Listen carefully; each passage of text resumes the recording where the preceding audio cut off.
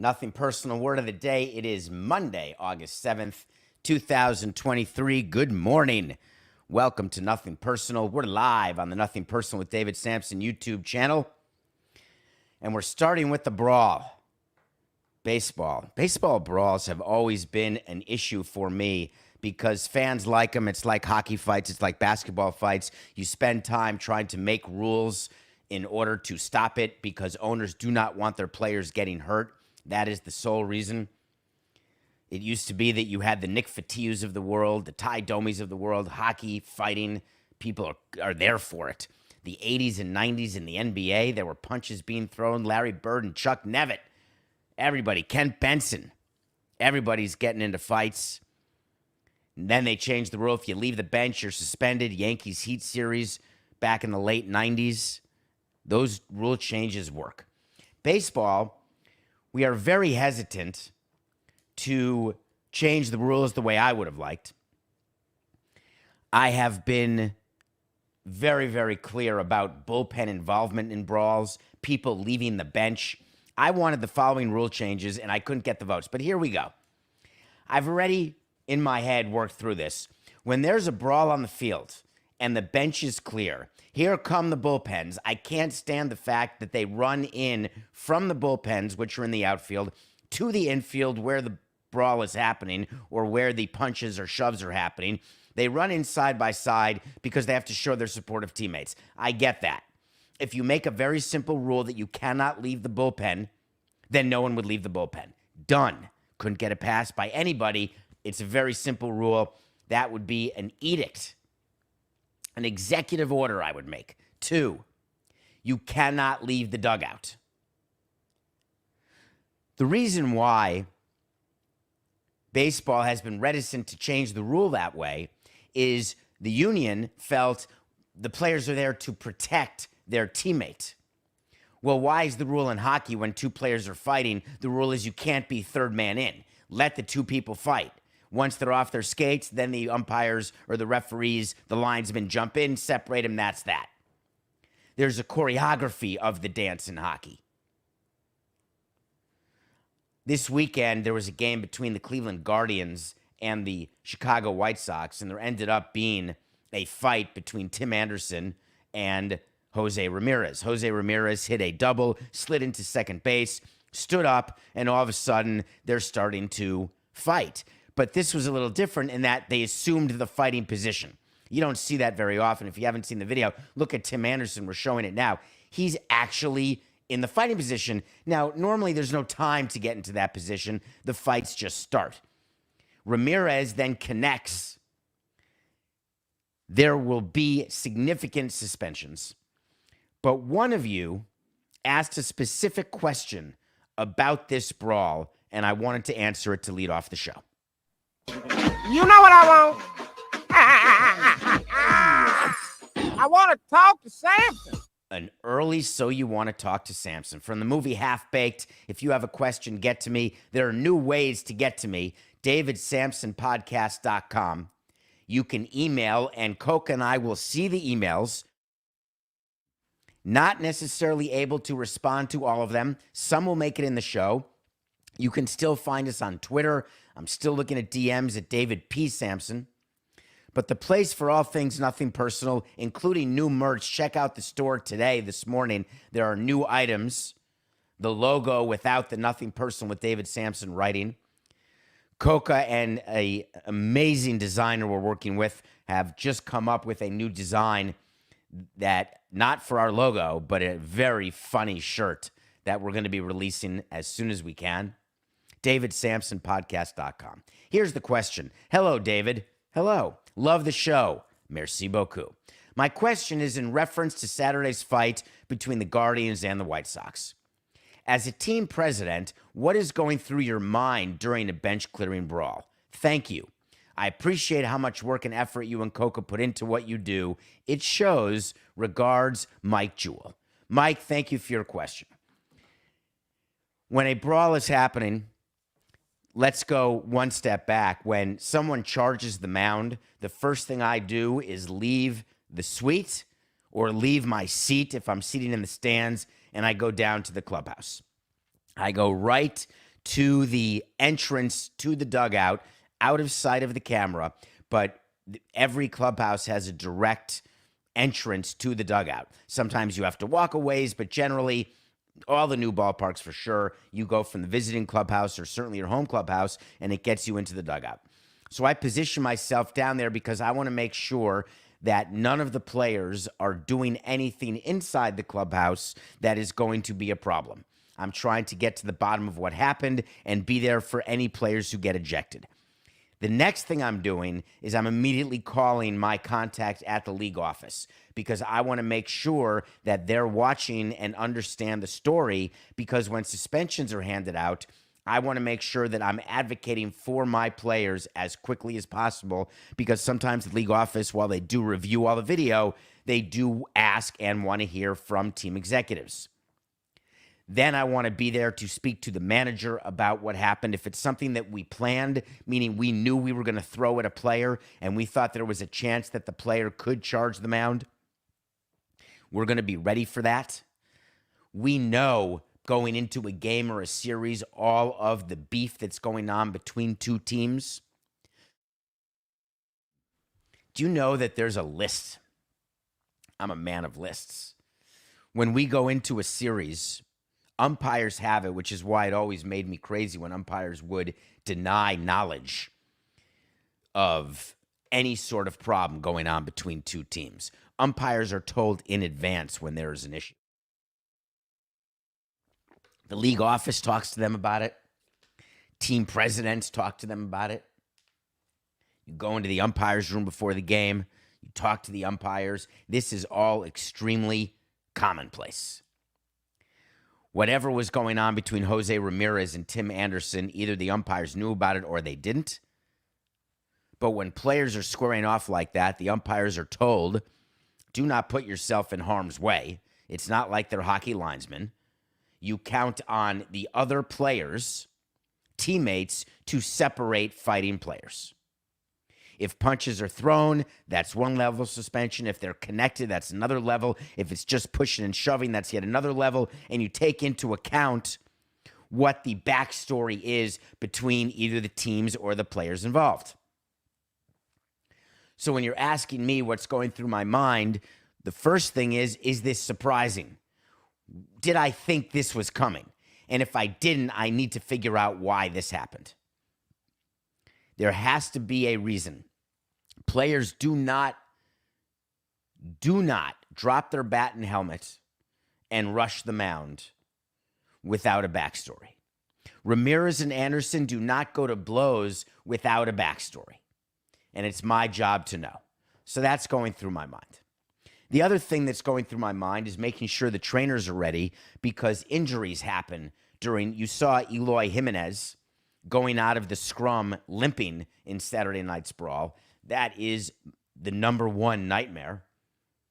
Any player getting hurt during a celebration or a fight or carrying luggage up the stairs or any of the crazy ways that players get injured other than throwing a baseball 98 miles an hour or straining a hamstring while you're running, all the things that can happen on the field, there's not much I can do about those. I do not get upset or crazy. I saw so many on-field injuries in my career, and it is what it is. It's the price, the cost of doing business. The avoidable injuries are the ones that keep you up at night. And the avoidable injuries are those injuries that are taking place that absolutely should not. And an injury during a benches clearing brawl or doing a brouhaha, what's going through my mind is no injuries, please. What's going through the minds of the league office right now is they're deciding on the suspensions for Anderson and Ramirez. And there will be suspensions. Wait to see is when we tell you something's going to happen. If it does, we'll revisit it. If it doesn't, we will revisit it. So put this as an official wait to see on the document. Anderson and Ramirez will both get at least 5 games. Baseball is not happy with what took place Saturday night. And it's the second worst thing that happened to the White Sox this weekend. Brawl, not great. Tim Anderson's responding on Twitter. You can go look at his Twitter account. Very strange, back and forth on Twitter. which just shows there's a background beef of some sort. Remember that big trade that the White Sox did with the New York Yankees? Very, very big trade. It was at the deadline, and it was the trade that would make the difference with the Yankees going forward. They got Kenyon Middleton. Well, Kenyon Middleton is a middle reliever you may or may not have heard of, but now you're going to hear of him. He opened his mouth to talk about his time with the White Sox, and it was not very pleasant. He said, we came in, it's Keenan Middleton, we came in with no rules. I don't know how you police the culture if there are no rules or guidelines to follow because everyone is doing their own thing. Rookies sleeping in the bullpen during games. Guys missing meetings. Guys missing pitcher fielding practice. No consequences for any of this stuff. This is the middle reliever telling stories about the clubhouse culture, not under Tony La Russa, but under their new manager, no less. Wondering if this is why the White Sox have been so bad for so long and squandered the talent they had. Quick word of advice to a middle reliever: zip it. You are not doing yourself any favors by calling out your previous team. And I'm not the biggest fan of the White Sox.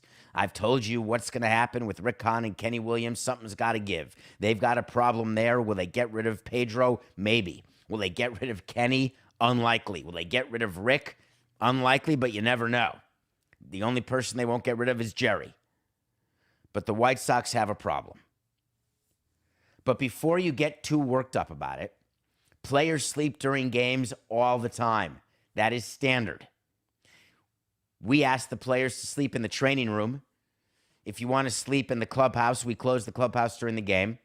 We ask you not to sleep on the dugout. I know that may be a big ask. We ask you not to sleep in the bullpen. Maybe that's a big ask. But relievers sleeping to start a game, Ugueth Urbina was famous for that. The guy would get a full night's sleep during a game. We set an alarm clock to wake him up in the sixth every game. Totally fine. Missing meetings, missing practice. If your manager is not willing to discipline the players, that means your manager does not have the support of your front office. Because if you are a good front office, you're around when you see what's going on with players. Because players missing meetings or missing practice, I don't need the manager to tell me that. Our GM and I would both know that. And if we are not supporting the manager and making an example of the players who are violating the rules, guess what? You're right. There are no rules. It's like giving kids no rules. Some kids are okay with it. Some kids will take advantage of it. There's some rules that we acknowledge when we have the players sign the team rules. If you acknowledge in advance the rules that you are not going to enforce and the rules you are going to enforce, you've got to be consistent and you've got to follow through. I would tell the players, we have a curfew in the rules when we're on the road. I'm not checking on you in your rooms. Don't miss stretch, which is when you have to report to a game, is for stretch. You have to be in uniform, on the field, ready to stretch. You miss the team bus, don't care, get yourself to the ballpark. You miss the team bus, don't care, get yourself back to the hotel. You miss the team plane, find yourself away. We're not going to pay. Get yourself on a commercial flight to get to where we're going to get to because we're not waiting. You know exactly what time the team plane is. Totally fine. But being late to a game, we made that not acceptable. If you have a facial hair policy that gets violated and you don't hold the players responsible, then you don't have a player's facial hair rule or policy. It's very simple. If the White Sox choose not to care if pitchers are doing their practice or if people are missing meetings, that's their decision. If it's working for them, great. Clearly it's not. But the middle reliever Middleton should not be talking about this. Why? Because middle relievers don't have 10-year, $300 million contracts. When you are going team to team, contract to contract, hoping for arbitration, one of the things we look at and think about is this player a turd? We actually do use that word. And we'll do our due diligence because why add an ant to the picnic? Another expression we would use. Who would bring ants to the picnic? That's an expression for don't ruin your clubhouse over a player who's not Barry Bonds. You spend so much time thinking about the trade deadline, figuring out who you're going to bring in. Are you buying? Are you selling? We are now not quite a week past the trade deadline. Tomorrow, it's been a week. Can you imagine being a buyer and not winning a game since the deadline? It's almost impossible to believe. When you're a seller and you don't win a game, totally normal. The fact that the Mets have lost 6 in a row since the deadline, don't care. They traded 5 players. They can't win a game. They absolutely stink. They're trying to get one of the top 6 picks so they don't drop 10 slots in the draft. Will they lose 100 games? Is Steve Cohn even watching games anymore? Don't know. Don't care. I just don't want to hear Buck Showalter saying, hey, our guys, there's a lot of positives out there tonight. It's time just to go into blackout. That's what we would do when we had to sell and our team is going to lose a ton of games. We're just shut down. We'll have some message points about our excitement for next year. We'll talk up some young players, but we're not going to try to fool the fans into thinking that we have a competitive product. But what about the Anaheim Angels of Los Angeles? All we heard, are they going to trade Shohei? Are they not going to trade Shohei? You didn't hear that from me. We knew they were not going to trade him. Do you know the Angels have not won a game since the deadline? They are now below 500. They are 56 and 57. They are 7 games out of the wild card. They're not even within 5 where you can send out playoff invoices and keep people's money. An abject disaster. Coca, during preparation for the show, said to me something that got me thinking. And I didn't know that I'd think about it during the show, but I can't stop thinking about it, Coca. It's so distracting. He said, David, I almost feel sorry for Artie Moreno. OMG. Is that where we are? Do people actually have Rachmanis for Artie Moreno and his Suris? There is an 80% chance for the 19.2% of you listening who know what Rachmanis is that I just used that incorrectly. But I don't think I did. There's Nachas. That's a good thing. Rachmanis is like when bad things are happening. You feel for somebody. Coca's feeling for Artie Moreno, who goes all in, which he didn't go all in. He just didn't trade Ohtani. Trading for Lucas Giolito and trading your prospects, that's not going all in. But he certainly has a team, though Trout is injured, that in theory was supposed to respond to the owner having a belief in the clubhouse. That's what you do at the deadline. You go to your clubhouse and you say, boys, we're on the outside looking in, but there's no way we're giving up on you or this season. Prove me wrong. Cut that. 4-8-69. Boys, we are not giving up on this season. Prove me right for having the faith in you. Let's go out there and get into the playoffs and just see what happens. Now, Perry, do me a favor, GM of the Angels. Please don't go saying, hey, we're rolling dice. What do we know? We're doing our best. That doesn't exhibit the type of knowledge, strength, and belief that we want. There was no way we were going to sell. When you've got Shohei Ohtani and Mike Trout, and you've got an owner who wants to win as badly as Artie Moreno, of course we're not selling. Instead, Perry said, we're rolling the dice. Well, guess what? It's been snake eyes for a week. People in Miami and Cincy are just as unhappy, except everybody's losing. The Reds are 0-6 since the deadline. The Marlins, I think, have won a game or two. They've now lost 4 in a row. Have been swept by the Rangers. Here's the thing. It's August 7th. There are 5 teams, if you include the Cubs. You could include the Padres, who got beaten by the Dodgers last night. But you could say the Padres are in the hunt. So 6 teams for 3 spots in the National League. The American League, you can't even put the Angels on the leaderboard. Do you know that we would have discussions with the network? We would call up MLB Network. We would speak to people at ESPN. When they would give wild card standings, on our network, we were always in the standings. If we're within 7 games, we're going to list our team and we're going to list a team below our team as well, so it doesn't look like we're like last on the board. But when SportsCenter, as an example, or MLB Network during their MLB Tonight, when they would do wild card picture, and our name, if we were 5 games out and they would only show the 4 teams within 2 games, we'd call and say, hey, you've got to put the Marlins on the board. We deserve to be on the board. We want the attention. We want the positive vibes. I wonder whether Artie does the opposite. Take our name off. I think we were always told that if you're below 500, you're not going to be on the board no matter what, unless it's like second place in the AL Central. There's so much that goes on. I was just thinking about, totally off the subject, Matt.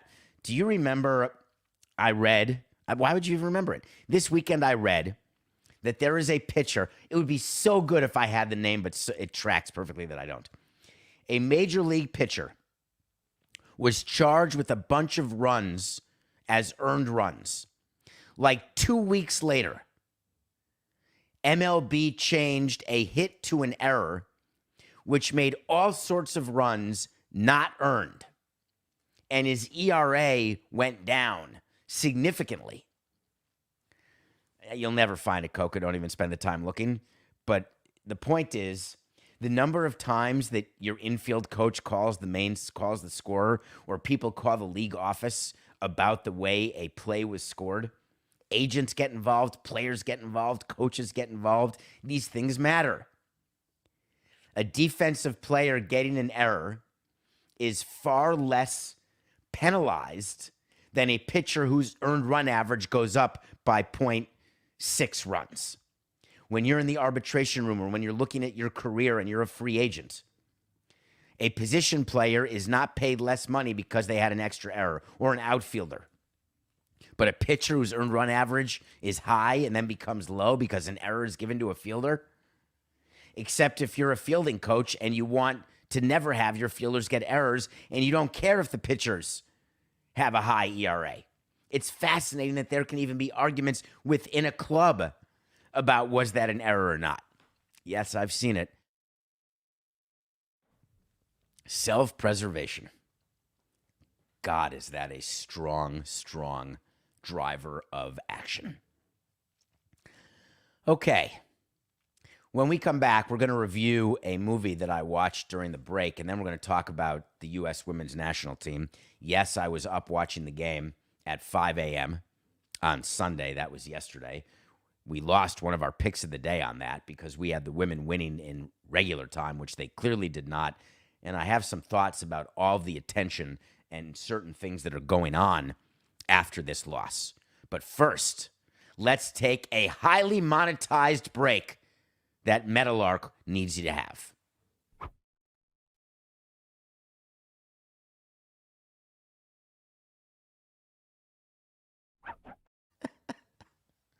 Welcome back to Nothing Personal. It's David Samson and Matthew Coca. Thank you for downloading and listening, being with us live on our YouTube channel, going to our website, buying merchandise. I want you to wear Nothing Personal stuff proudly. Trust me, it's not a high margin issue. It's a total ego-driven thing. And numbers. We're looking for downloads. We want people to engage with our show. We love doing this. DavidSamsonPodcast.com. I watched on one of the plane rides a movie called 65. I had known that I could watch it because it came streaming before I left. But it was a good plane movie to watch, I figured. Adam Driver, I don't want to miss any movies that he does. I happen to love Adam Driver. 65 references something that happened 65 million years ago on Earth when people from a different galaxy, Adam Driver, is on a shuttle like Jennifer Lawrence and Chris Pratt in Passengers, and they're going to on a mission, and the mission fails, and this ship crashes on Earth from 65 million years ago. And first they discover that they speak the same language, although there were no people on Earth. Then they discover that they can breathe the air. Thank God for that. And then they discover there's some frickin' dinosaurs. It's a poor man's Jurassic Park, and it's so poor that they can't afford a Whopper. and I am not making fun of people who eat Burger King. I am telling you that when this movie was paid for and when Adam Driver agreed to do it, I need to understand whether he understood that the special effects that were going to be used, that the electronic, animatronic animals, that everyone was going to say, ooh, the shaking footprint, the shaking water in the footprint, the velociraptor and the big Tyrannosaurus Rex that responds to light. Is that not a callback to Jurassic Park? If you are going to try to be what you're not, and this doesn't just go for movies, this is you in your life, this is me in my life. They call it the imposter syndrome.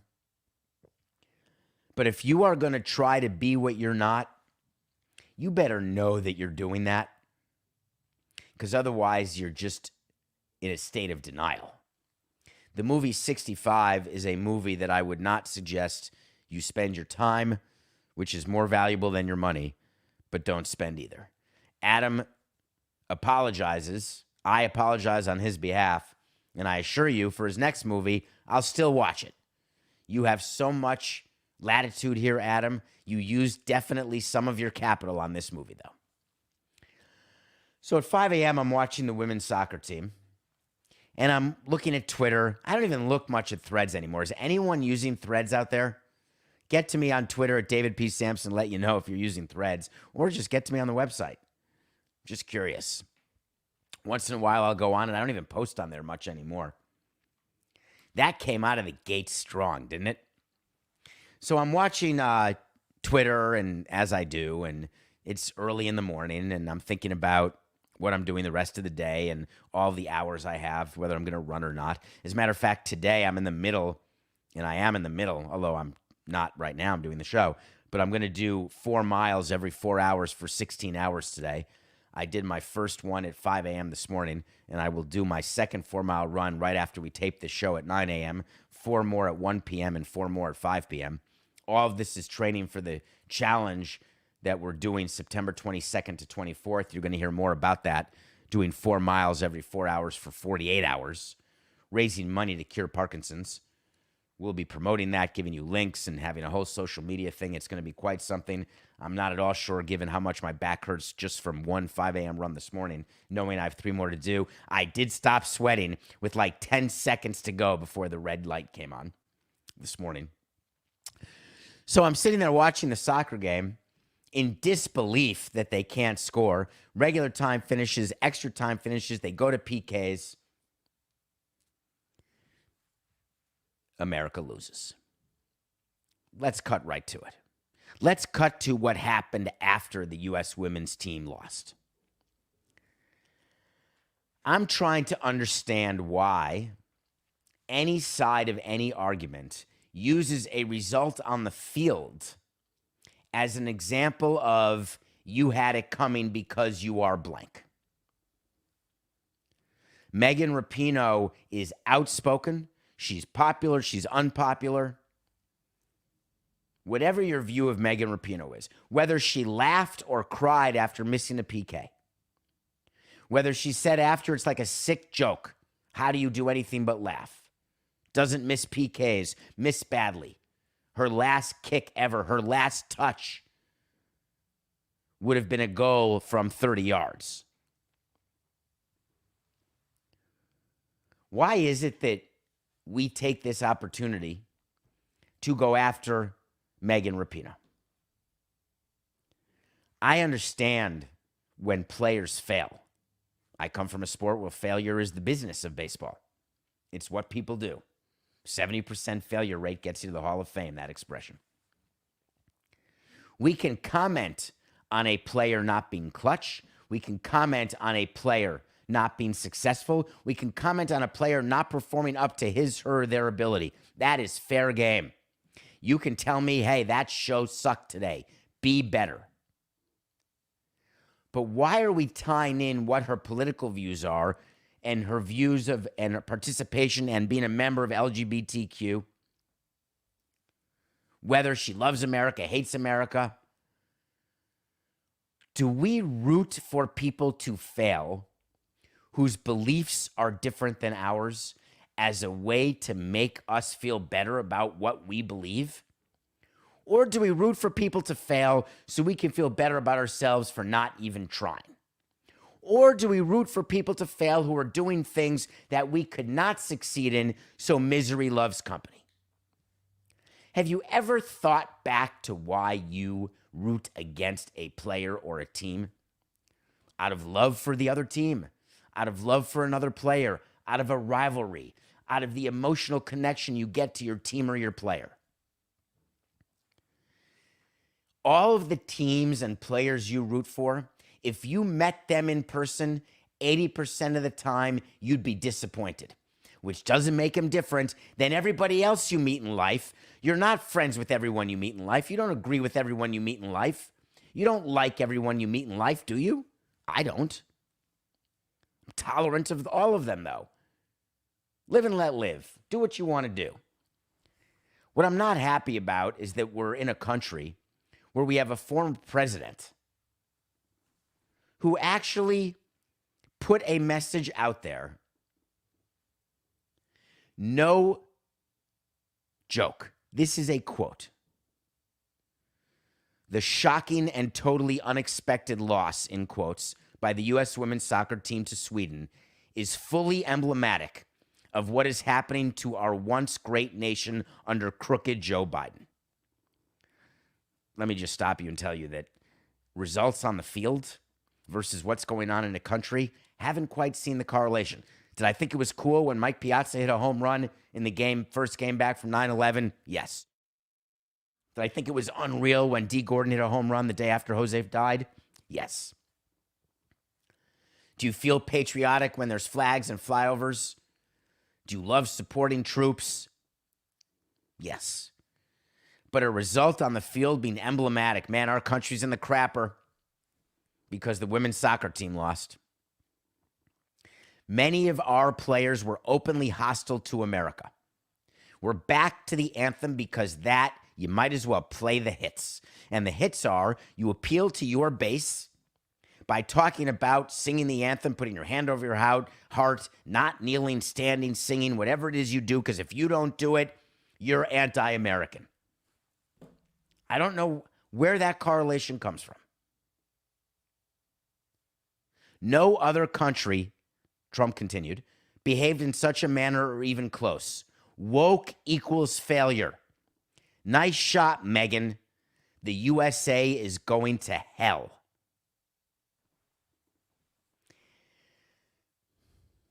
Politics or not, I actually don't care whether you're a Republican or a Democrat. I don't care if you're a fiscal conservative and a social liberal or the other way around.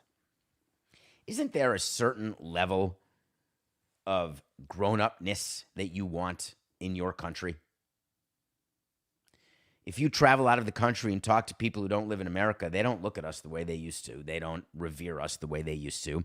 They're embarrassed by us in a way that they never were used to. They don't view us as anything out of the ordinary. Totally ordinary, actually. And you wonder when tweets like this, you wonder when people are talking about Megan Rapinoe and the U.S. women's national team. Thank God they lost. Screw them. Bad people. Bad. My views on gender equality have been made clear to you. My views on equal pay have also been made clear to you. If you generate money, you get money. You don't generate money, you don't get money. There is no way that WNBA players will ever get paid what NBA players get. Period. It's very simple. It has nothing to do with gender. It has to do with audience. Believe me.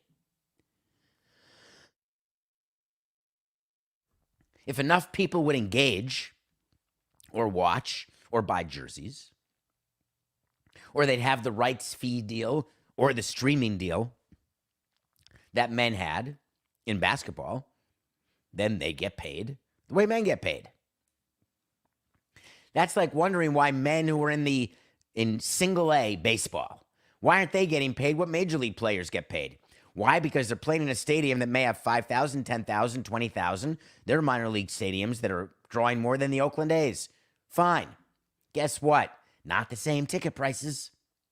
Not the same broadcast revenue. Not the same industry revenue. I have no idea where people come up with their arguments. We can be better. I had a good weekend. I was 2-1. We had the Astros over the Yankees in Severino. Remember I told you Severino gave up 900 runs in his past 2 starts? Well, he kept that up. He's now given up. This is a record. I don't know how you're going to break this. This is like Cal Ripken's Ironman streak. Luis Severino, according to our researcher at Nothing Personal, has now given up 1,420 runs in his last 4 starts. That is a very bad run. So the Astros won on Friday. That's a win. Did you see what's going on with the Yankees? I could do a whole separate topic, Coke, on the Yankees. I have been on Carlos Rodon, not for signing a $162 million deal. Damn smart of him. No one else was going to offer him that. I've been on Cashman and Steinbrenner for offering Rodon 162. He has been absolutely terrible. He got taken out of the game, some hamstring tightness. He's going to end up going back on the injured list, I'm sure. It's only year 1 of 6. It ain't going to get better. Poor, poor Yankee fans. You got to feel worse about yourself than Mets fans right now because the Mets, they sold at the deadline. They can't win a game. What do you care? You've already moved on. Are Yankee fans already moving on to 2024? You're writing it off even though you're within a couple games of the wild card? Everyone making fun of Stanton and how he runs? Stop it. Everyone thinking that Aaron Boone is grumpy and angry? Stop it. Everyone thinking that Hal Steinbrenner is losing his patience? Stop it. None of it is true. Things are going swimmingly in the Bronx. Saturday, we told you Blake Snell would beat the Dodgers. And the Padres did beat the Dodgers. The Padres then lost Sunday, but they won when we needed them to. And then we lost the women's game. So we are 107 and 108, and here's what's going on tonight. We have spoken about the White Sox. We've spoken about the Yankees today. So, of course, they're playing each other. The player pitching for the Yankees, Garrett Cole. He's when you win. When Cole pitches, you got to win. Pitching for the White Sox, Dylan Cease. Big, big name at the trade deadline. Why wasn't he traded? What are the White Sox doing? Very good young pitcher. Go with Cole. The White Sox have some major problems going on internally right now. And while I could say the Yankees do too, do you know what cures major internal problems? Cy Young-like pitching. Yankees over the White Sox. All right, next topic. This weekend, I put it down in the show because I want you to keep listening. But this is maybe the biggest story of the weekend. Ladies and gentlemen, I'd like to introduce you to the Pac-4. The Pac-4 is a special conference with 4 teams. Oregon State, Stanford, Cal, and Washington State. They will spend next year playing each other in round-robin tournaments for 12 weeks in a row. If you like the Stanford-Cal rivalry, you're going to get it and a lot of it. They will be renaming their conference the Pac-4 because they can't call themselves the Pac-12. They're not even the Pac-9. Pac-8. Over the weekend, they went to Pac-7, Pac-6, Pac-5. See you later, Pac-4. The Big Ten, as you listened to Friday's show that we did with John Skipper on the Le Batard Network, where we talked about college football, what people are calling realignment. I do not call this realignment. This ain't realignment, folks. This is a brand new day in college sports. And it's a day that programs, not football and basketball, are going to rue. Money is going to the top, and you are going to lose the middle class. It is going to reflect exact society, and it will have a deleterious impact on other sports at these universities. I promise you. So we heard a lot of rumors over the weekend. The Pac-12 is going to be fine. The TV deal with Apple is amazing. It's streaming. They're going to get like $23 million a year, everyone in the Pac-12. It's going to be great. Well, they met. Rumors are everywhere. Pac-12 saved. Then 2 hours later, the Big 16 has arrived. All of the due diligence that we talked about by Tony Petitti last week, the commissioner of the Big Ten, and we laughed with you. And I explained this isn't exactly a 3-month process of diligence. There's not a room or a virtual room or an actual room of documents. The Big Ten has started its diligence. They're not far along, but they started it. Wouldn't you know it? Didn't take too long. Washington and Oregon are now in the Big Ten. Arizona State knocked on Arizona's door and said, hey, what are we doing? Whatever we're doing, help me, please. Arizona said, I think we're going to go to the Big 12. Arizona State said, please, Arizona, get me there, please. Big 12 said, fine. The Big 12 now has 16 teams. The Big 10 has 18 teams. The Pac-12 has 4 teams. Guess what? If you're those 4 teams, what do you think they're doing today? Any ideas? I'll tell you. They're waking up this morning, and they're continuing conversations that started yesterday. They're all 3 hours behind, so right now it's 5:41 a.m. in California and in Washington State and in Oregon. The athletic directors and the presidents are up at 6 a.m. local time, which is 9 a.m. on the East. And they are starting to finalize deals to leave the Pac-4. The conference has fallen apart. And it's not going to stop with 4 teams. And it's not as though the Pac-4 can go out and poach from other conferences. They cannot sell themselves to non-Power 5 teams, conferences, and say, hey, come to us. You're going to be rolling in dough. It's a do not touch sign on that conference right now.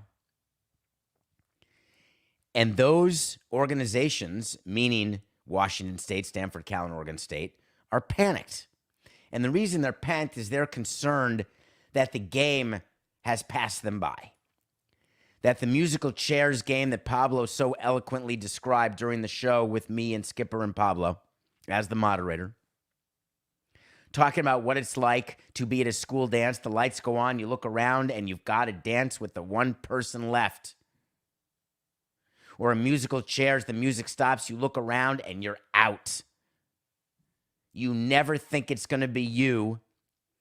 Whatever you do, you always view yourself as the best, the most positive. It'll never be me. I'll never get sick. I'll never get into a car accident. I'll never suffer. There won't be consequences to what I do. I don't need to put on a seatbelt for this short ride. There's no way that Stanford ever said to themselves, I will never be left holding the bag in the Pac-4. It wouldn't even have occurred to them. Famous last words. Because you turn around and you realize that everybody acted in their own self-interest. Shocking. Everybody's level of loyalty is de minimis. Shocking. Jimbo Fisher with a quote this weekend. It seems to me that teams are going after the dollar. NSS, baby. Of course, that's what teams are doing. It's your job. Why would networks have wanted Pac-12 to implode? Why do competitors ever want the competition to go away? Why do mergers and acquisitions happen? Why does poaching happen in the real world outside of sports?